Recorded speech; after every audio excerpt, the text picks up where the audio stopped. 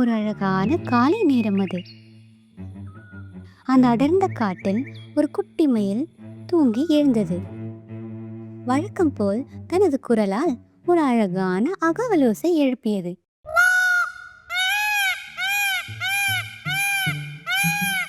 அந்த ஒலி அங்கு இருந்த மற்ற விலங்குகளுக்கு மிகவும் எரிச்சலாக இருந்தது. அங்கு இருந்த ஒரு முயல் மற்ற விலங்குகளையும் கூப்பிட்டு ஒரு கூட்டம் நடத்தியது. இங்க பாருங்கப்பா, நான் உங்களை ஏன் கூப்பிட்டு இருக்கேன்னா, இந்த மயில் பையன் காலையில எழுந்த உடனே கத்துறான். அதை கேட்கவே முடியல. சரி, அதுக்கு என்ன பண்ணலாம்? நம்ம எல்லாம் ஒன்னா சேர்ந்து போய் அவனை மிரட்டலாம். அப்ப அவன் கத்த மாட்டான்ல.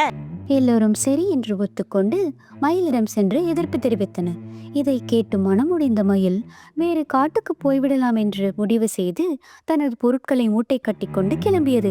இவற்றையெல்லாம் பார்த்து கொண்டிருந்த ஒரு வயதான புறா மயிலை நிறுத்தி, தம்பி, எங்கம்மா போறேன்? என் குரல் அழகா இல்ல. நான் தஸ்தரப்பு இந்த யாருக்குமே குடிக்கல. நான் இந்த காட்டவுக்கே போயிடுறேன்.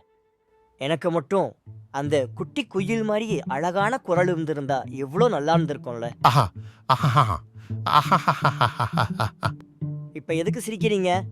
அது ஒண்ணும் இல்ல, நீ இங்கேயே ஒளிஞ்செழுந்து நடக்கிறத மட்டும் வேடிக்கை பாரு. மயில் ஒளிந்து கொண்டது.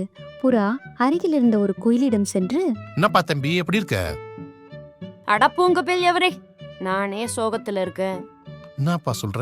உனக்குதான் அவ்வளவு இனிமையான குரல் இருக்கு, நீ சோகமா இருக்குன்னு சொல்ற? குரல் மட்டும் அழகா இருந்து என்ன பையன்? எனக்கு பெரிய உடம்பு இல்லையே. அப்போ உனக்கு யார மாதிரி இருக்கணும்னு ஆசைன்னு சொல்ல வர?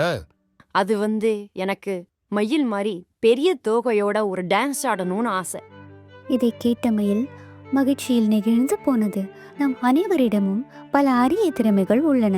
அவற்றை வளர்த்துக் கொள்வதே முக்கியம். குறைகளை சொல்லுகிறவர்கள் சொல்லட்டும்.